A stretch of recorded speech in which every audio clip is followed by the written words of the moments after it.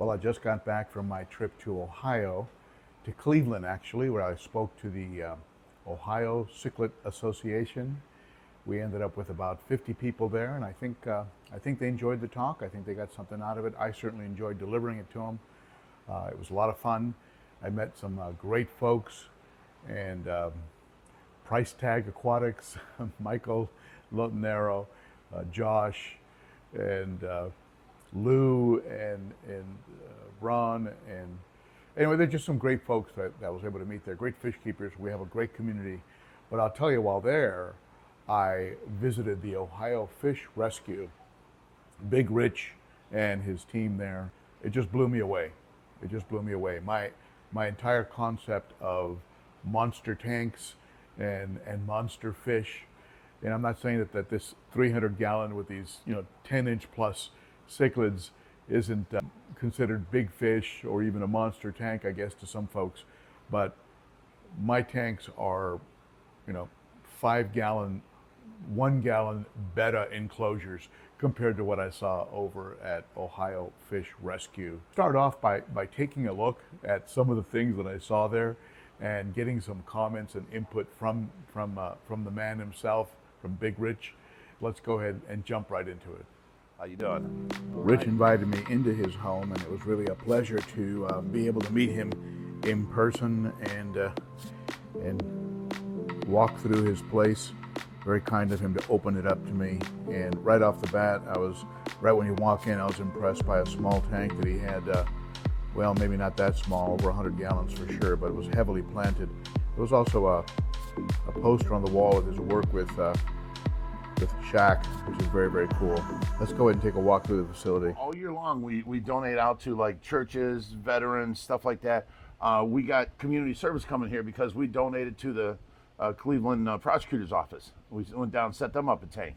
Figured they needed a little less stress in their life. So we took them a tank, and they set us up with community service. So every year we keep all this, and we go through them as the year goes on. And then if we have anything left over, springtime, we have a spring yard sale. People in the community are dropping things off, and these things later on can be donated to folks who need them, or even auctioned off to help raise some funds to keep Ohio Fish Rescue operating. So many items, it's like a aquarium thrift shop. That's a good idea. And then this is the predator pond. This was much more impressive, standing right in front of it. That Arapina, that thing looks like it's about 100 pounds at least. I don't know how many gallons we have going on here. 57,000 gallons. 57,000. Yep.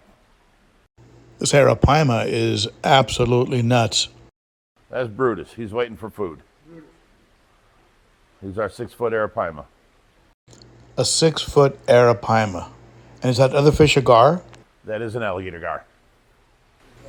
That koi-colored gar, actually have 2 gars in there. That koi-colored gar is absolutely gorgeous.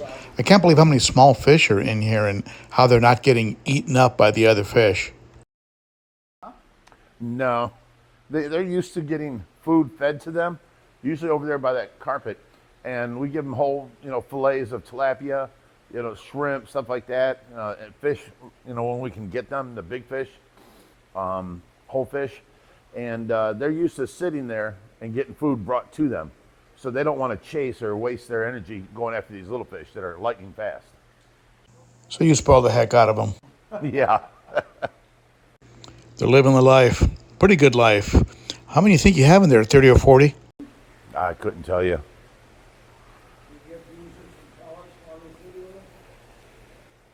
It all started when we got the monster from the Black Lagoon.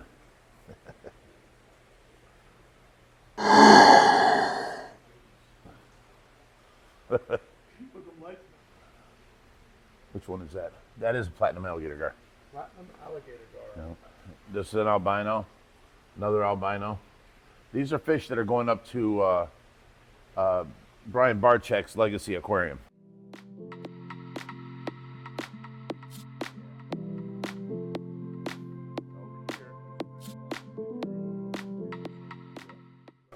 This is a jowl catfish and a goonch. Now, are any of these native to North America? No. A goose, Maybe alligator gars, but not the goonch and the jow. jowl catfish. There's a jowl. Yep. Right next to the river monsters from the Ganges, we have these beautiful fancy koi fish, absolutely gorgeous. Probably my favorite goldfish, especially with these beautiful flowing fins. Not like any common koi I've ever seen before. Absolutely beautiful. There is Jeremy Wade with the goonch. Look at that thing. What a scary mouth. Yeah, they had people disappearing, I think, from the Yeah. river banks. They couldn't figure out Small why. children, or children and small adults. This is my frontosa tank.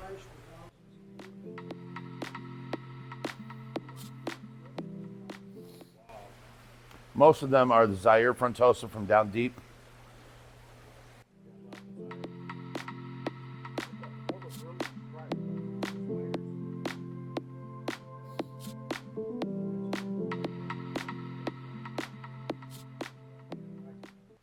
This is our, not so much South American tank, but mostly South American cichlid tank. All the cichlids that get bigger than cichlids.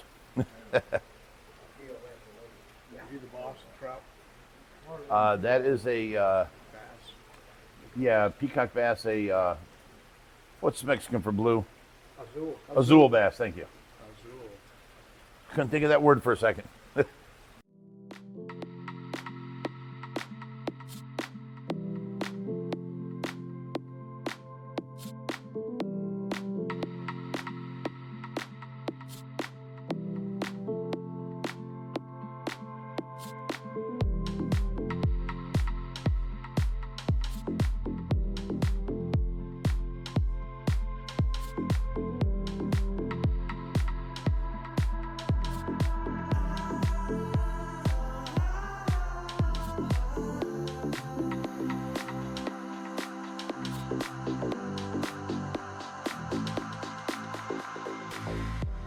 1,000-gallon. We just started filling it. You got the Dorado and another Jowcat back there. 1,000 gallons. Yeah. So why are you using tiles on the bottom of the It's aquariums? easier for us because it don't let dirt settle down there because of the bubble wall and suction movement, all that. The dirt stays in the water column. The water is passed through and filtered, so it gets the dirt out of there. We don't have to go in so much to clean it. We don't have to. Could you imagine gravel cleaning on all of these tanks with a 4 or 5 foot long gravel cleaner and the amount of water you'd have to replace? No, I get it. All these here, see these pipes? It's running through and running down through each one of these tanks, and then it overflows and goes back to the pool. So all these tanks are on the pool water right there. And then they have, each one has like their own FX5s and 6s, a couple of them. Okay. If the tank stays particularly dirty, we'll throw another, canister filter on it for mechanical filtration. Come on out here. This is the back deck. A good place for a party. Well, we throw events and stuff like that here, and fish clubs have their fish meetings here and stuff like that. That was the purpose of building this back here. So I promised her that I would build her a pond in the back. And before we got started on it is when she basically died, and she's been in a vegetative state since. So all this, last she saw, this was all grass. And not even the roof was on here. This is an open type deck. So she's, continuously improved. So we're hoping she's going to make it back. If she does, she's got her pond. And I don't know if you see, but I took rocks over there and spelled out her name. We're going to put them. There's a ledge down there. It goes down 2.5 foot, and then it's got 2.5 foot of ledge and goes down another 2.5 foot. I'm going to prop it against her so you can see her name in the pond. Tracy. Tracy, yeah. And this here that's the filtration. That's a bog filter. A wetland filter from Aquascape. But this here is our bog filter. It just has water traveling through it, and all the plants you see inside, all the elephant ears and everything, come out here and sit in it all summer long. And they eat the nitrates out of the water and stuff like that. And out there we've got, I think, about 125 koi. And these are the ones that I personally pick and keep for her. And then there's 5 big paddlefish in there about 3 foot. You see one right here, dark, see a dark line? Yeah, Lou was putting one out there, I think, called paddlefish. Yeah. And make out like the image of it. Now we got a pond back there that's way bigger than this one, but it looks small from that far away. That's got like 300 koi in it. Oh, in the distance there. Yeah. So that's a second property pond. 300 koi? Yeah. Wow. Well, we put 365 in there, and then we sold some off. I think it was 60 even, so there should be 305 koi in there. You've owned birds, monkeys, bears, black Yeah, panthers. you can go on my Facebook and look back to the pictures and see them. Mount Hope Exotic Auction used to sell all these animals. And I don't know, I'd spend 10, 15 grand a year and getting these animals, and then my kids would always be bottle feeding different things, a baby black bear, a baby black panther, you know, a wolf, all kinds of different crazy stuff, monkeys.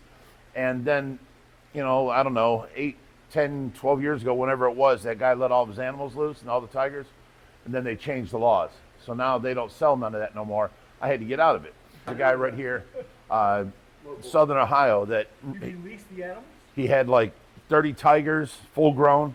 He had all kinds of different animals, and he released them because the city was going to take them from him. So he released them, and it was, yeah, there was a big to do. But yeah, all these plants that can live in water go out there, like all of these right here. They're sitting in water. They can all go outside, and you know, we fill that up out there, make it look like a jungle. So these beautiful plants being taken care of by this young lady right Yeah. here are what actually become the filtration when they're not wintering indoors. And then All this here goes is- and sits outside and actually serves as the filter. This here is a tank from Dwight Howard, the basketball player. It was made on the show tank for Dwight Howard. Dwight Howard, okay. He had his 2 big snakes up there, and then this was his fish tank right here. He had a community tank up front. Oh, look at that. So that's a tank that's off of the show tank. Come on over here. That's from the show tank also. That was the snow globe and also the gumball thing. So that was 2 different shows they did with that one. Here is these guys if you want to see them. Let's do a feeding here.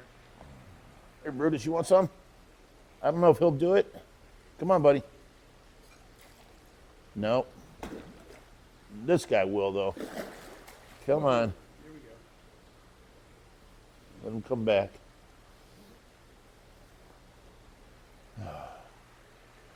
Yeah, Brutus has gotten away from popping on the water. He used to hit so hard you'd feel it in the ground. You're walking on. It was great. Oh, he always got you wet. Everybody would jump back. Yeah. Come on.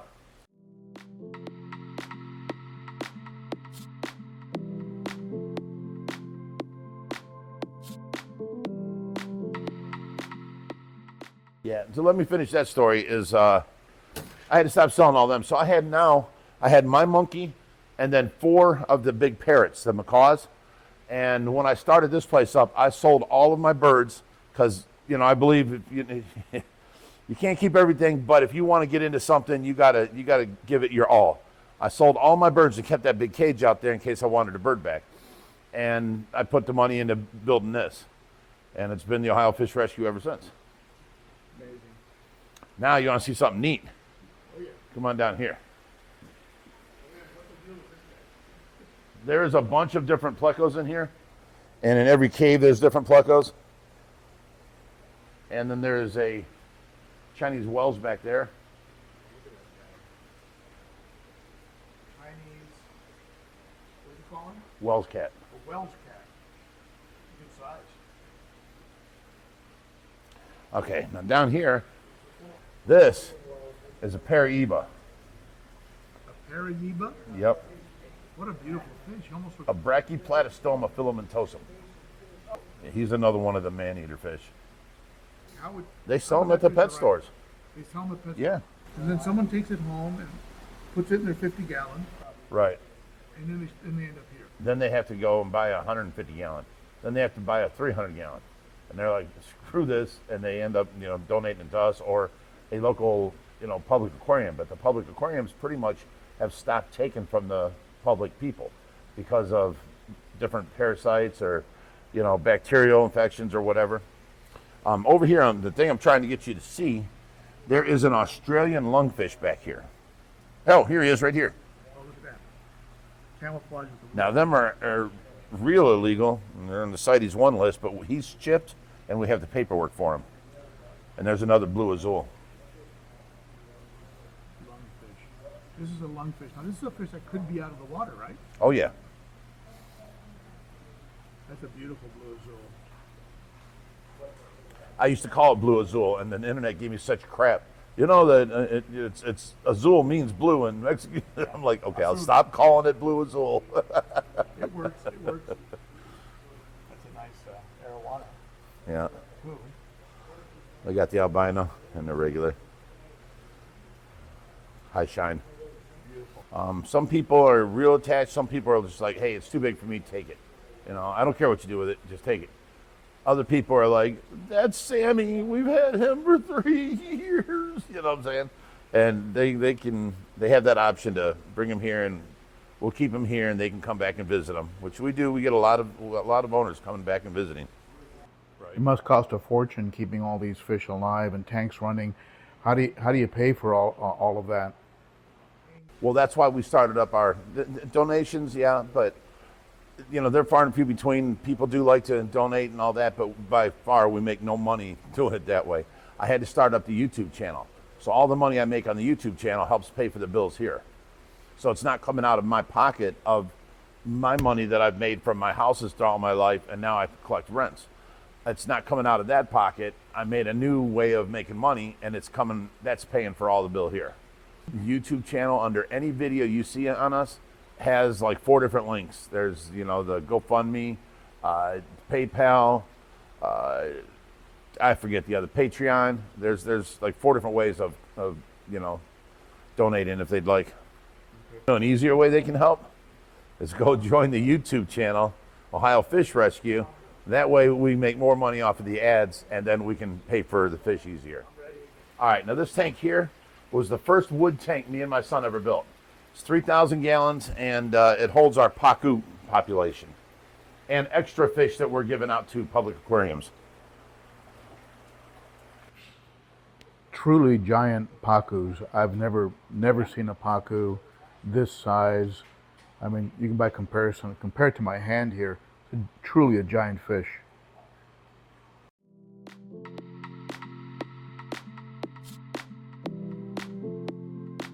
This tank gets very crowded, because these are the fish that we're giving out to the public aquariums. And when this tank gets crowded, we can call them all and see who's interested, and they can come by and pick them up. We give them to them completely free because we're giving the fish a better home than we can supply. Beautiful cat, red-tailed cat. Yep. Someone bought that with a 10-gallon tank. Right. Come on in this way. This is our tank of baby stingrays. These are mostly all the stingrays we've had as babies here. And we're growing them out to put them into the big stingrays. These are all our babies, most of them. All born here. This is an armadas in with them. And then there is an African arowana right over here. Armadas and an arowana. Yep. And then a baby fly river turtle. Oh, look at him. He's cute. Yep. They all get along. Oh, yeah. Now behind you, look at this guy. An albino black diamond. Usually they're black with white spots.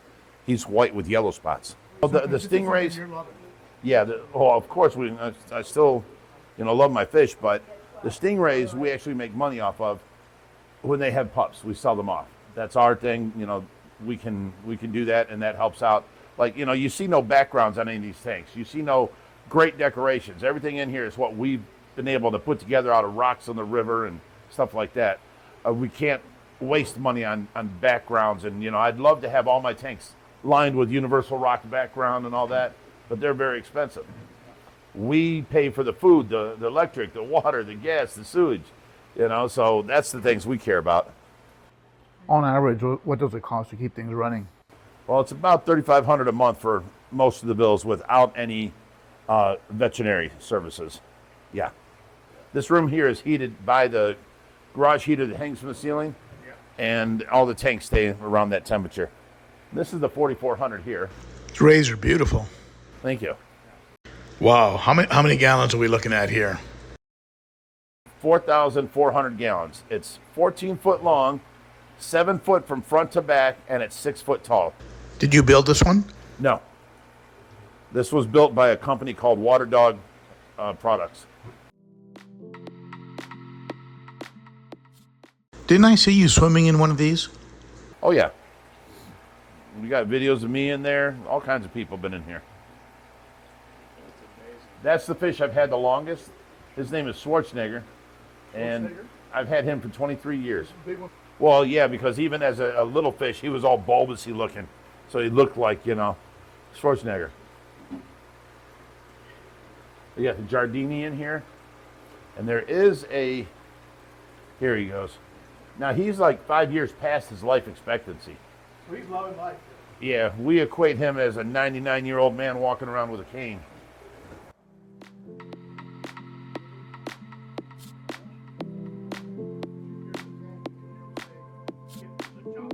Right. Atlantic tarpon. And there are some albino red tails and iridescent sharks here. Iridescent sharks, the albino ones. That's that big white one back there. Now this one here is another one in the family. That's a black-eared Peroon shark, the silver one right there. He's going to be big. He'll get up to about 5 foot. Peroon, P-A-R, Peroon. Well, the iridescent sharks are basically herbivores, but the Peroon shark is a carnivore.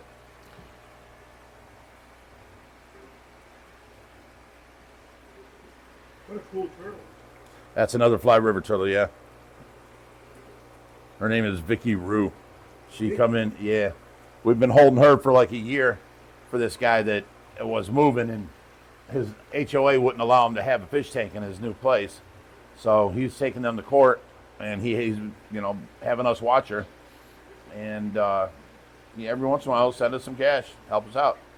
Nice. Now we have who we tried mating her with over here, is Hubert. He's another fly river turtle.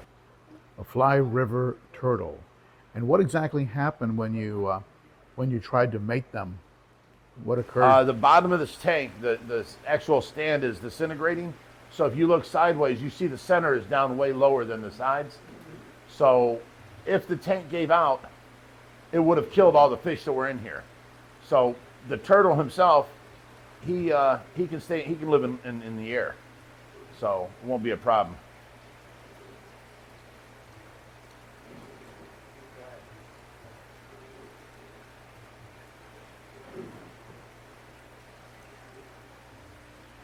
And as you can see, What's his name?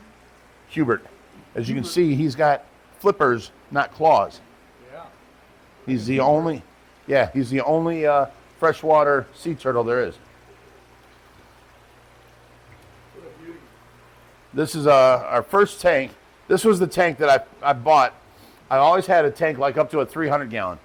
When I bought this, I was like, I forget who it was. Tenacor was closing down. I bought this off of them. There was products sitting around that somebody didn't buy. I got it for $4,500, and I thought to myself, this is the biggest tank I'll ever own in my life, And I had this one for like 5 years, and then we ran across that one. Little did you know what you were actually headed towards. And how many gallons in this tank here? 1,000 gallon. Now look at this here. It's prehistoric. Oh yeah. Bichir? Bichers. Endodactyloids. I love the markings on this guy. So pretty. You've got a couple of them like this. Really nice. Well, he's not stable yet. This is a VATF. Oh, look at that flagfish. That's a big flagfish. Yeah. That's a beauty. Bunch more bichers. And then this is an albino lungfish. Well, that's got to be rare, right? Rarer. Now, on the next tank, over to your left, is our school of clown loaches. Over here, this is our clownfish. There's a bunch of them in there. They're under that center plant in the middle. But there's a couple discus in there. There's a couple big head carp, Chinese big head carp. See that Raphael cat for me there? Yeah, there's all kinds of different things in there. All these tanks here are on the pool water tank. Everything in this room is on a pass-through system. They have overflows, and that's why we got live plants in as many tanks as we can to help with filtration. And water just passes through. And this is the main filtration here. Water comes in here and goes through these 9 socks right here. And then it goes into this 800-gallon container under it, slows down and spreads out, and then moves across slowly. And we use it as a settling chamber. And then at the end, at the top, a 3-inch pipe comes out. So I've got all this pothos in there floating on top, eating up nitrates. And you can see that same plant goes across this tank into the tank behind you. That's the same plant all the way around. That's amazing. It's everywhere in here. Same plant. Now that tank right there in front of you, it's got 3 puffers in there, Mabu puffers. There's one right here, 2 of them.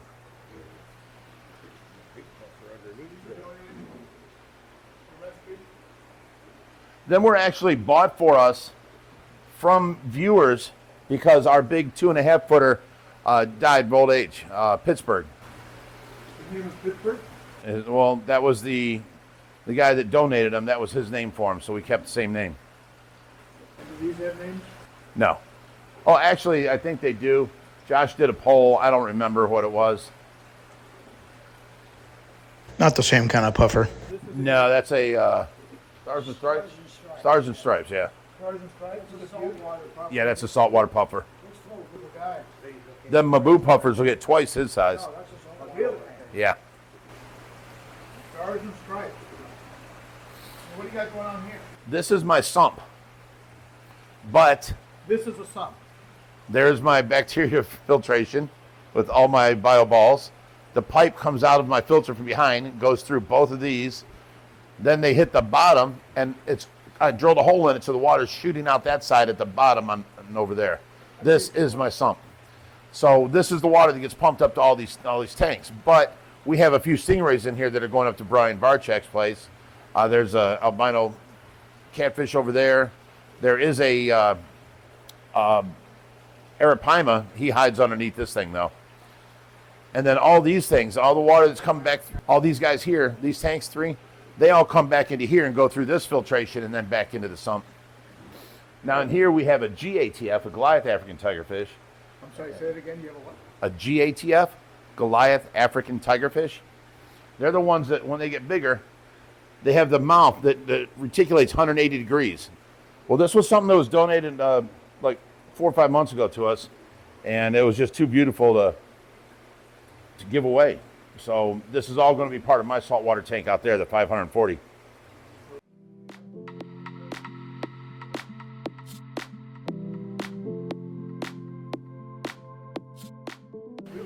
This GATF you were talking about right here, this is a picture of him in the wild.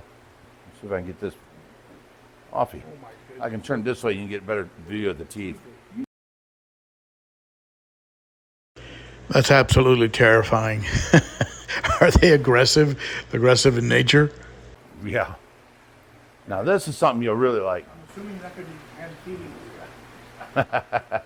This is an electric eel. His name is Tesla. Now my son this is the stand he took for my saltwater tank out there. So he just rebuilt all this. But before, he had a sign right here. There was a clear sign, LED sign that said Ohio Fish Rescue, and he would light it up every time we feed him. I don't know what Josh did with the sign, but it's got to come back on here. So the electrical current from him Would light up that sign, yeah. was lighting up the Ohio Fish Rescue sign that was almost... And all I did was cut off the plug, split the wires, put one wire in that corner and one wire in this corner touching the water. That's all I did. Now, if you want to head down this way. Now, these are our adult stingrays where we have the babies. And this is a 2,200 gallon tank. And how are they as parents? They're good parents. Do they eat their pups? No. I mean, I imagine they would if you starved them, but I've never had that problem.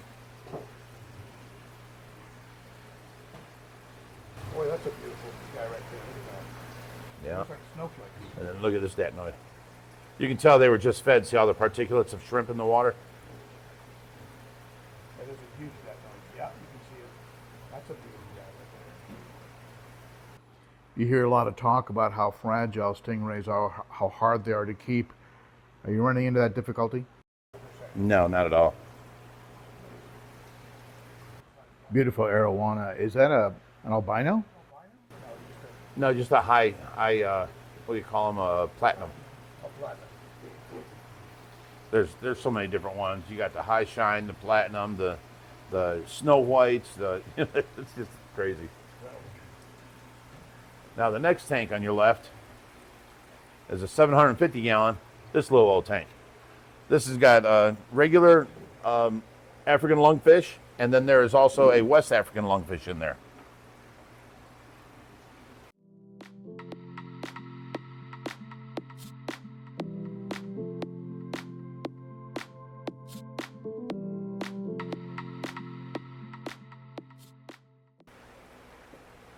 And then we got a big gold clown knife in there, a xanthic.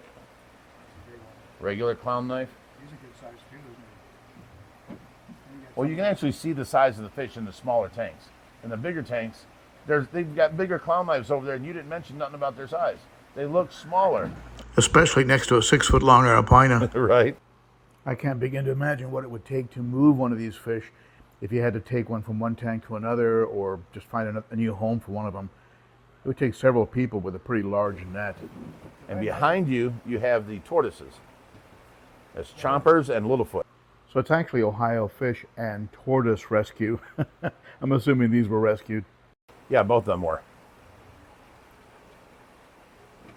Well, the last one we had here was a 200-pound, and he was almost 3 foot across, and we donated him to a petting zoo.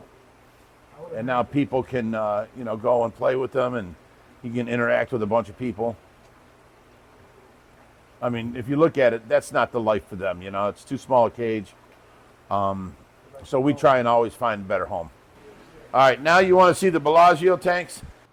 Acquired from the Bellagio Hotel in Las Vegas. This is like having a slice of a Riff Lake right in your home. I mean, look at these fish. An absolute cichlid keeper's dream. You can see all the babies down on the bottom now that they're up top. We got these tanks. They were made by the show tanks for the Bellagio Casino. They used them for 3 months and then decided that the logistics of it was a nightmare. They don't have no place to keep the fish alive. How do they keep the bacteria alive till the next time they use it on the show? They have 5 shows they do each year, each one for 2.5, 3 months. So they ended up, they just got rid of them. And we got them off of the liquidator. They were salt tanks? They were, yes. They was all saltwater set up. These stands were 5 foot tall. We had to cut them down and re-weld them. They were 5 foot tall, and then you had a floor that came up in between. So there was this tank, and then that next tank down there, and you walked between them. So it was like you were under the water. It's amazing to me that the fry are actually surviving in this tank. Well, not only that, you can see all the little ones and stuff, but they get into my filtration and get into every other tank here. If you look in that 4,400 gallon, you'll find cichlids. If you look in my big sump, there's cichlids. And we didn't put them anywhere. That's how they all got into the pool in the first place. It's like they have a secret expressway from place to place. Right.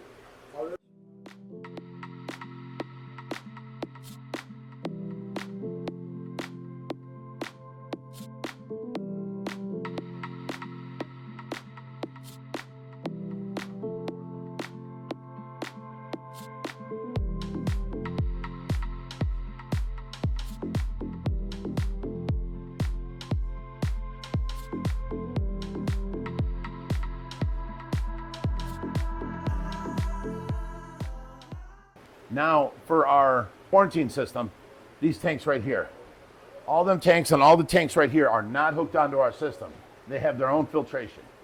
They go through a week of parasitic, a week of fungal, a week of bacterial, and after that, if they show no signs of stress or anything, we can go ahead and either put them in our waters.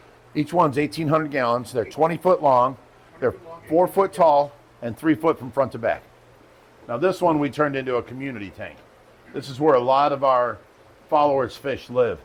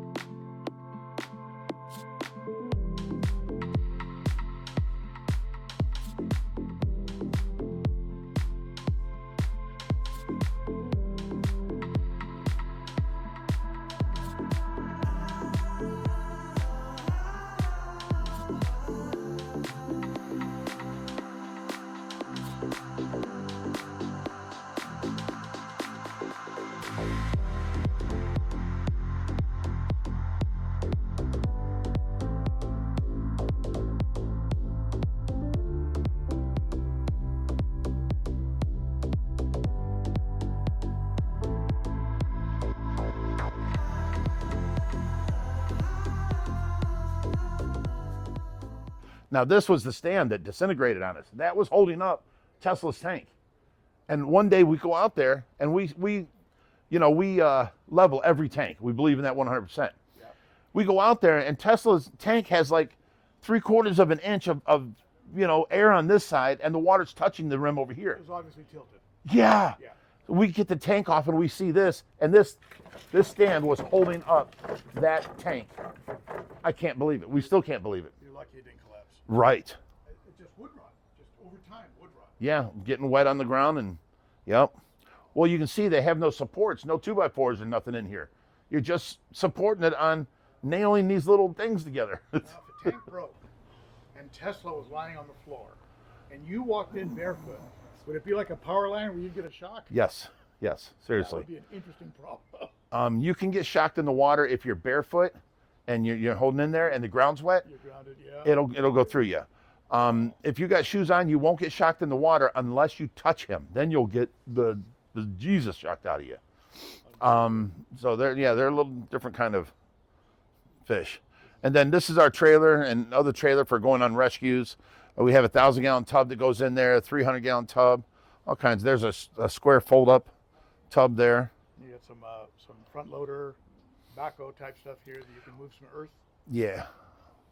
We're done with that now. I bought it, used it for 3 years, and now I'm going ahead and put it up for sale this summer. We're done with it. To build the ponds. Yeah. Very cool. Well, you rent them; they're $1,000 a week. There's another side to Big Rich that a lot of you are probably not aware of.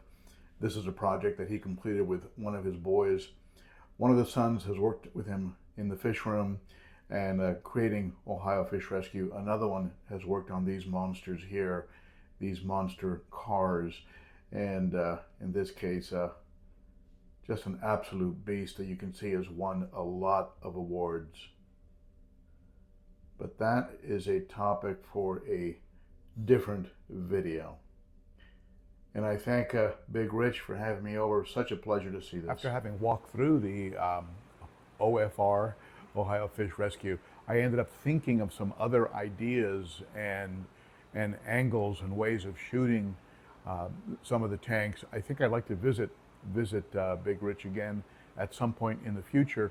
Maybe I'll go up for what they call the extravaganza, which is an annual event put on by the OCA, the Ohio Cichlid Association. Maybe I'll pick up some more footage then and meet again with Big Rich and do another walkthrough.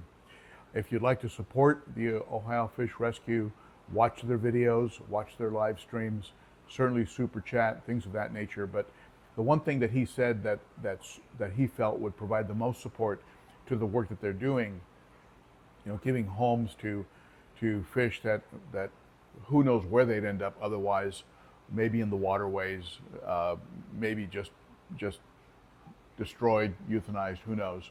But he's doing a great service there, and if you want to support him, you can certainly donate directly, but he said watching the videos. He goes, watch our videos, and that'll help with the with promoting things through YouTube, and that's the simplest and best way. So check them out.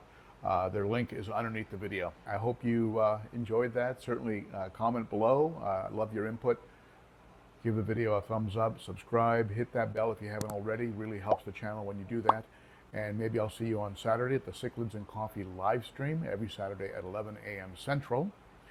And otherwise, I'll see you again. Thanks for tuning in, and you rock, my friends. Bye-bye.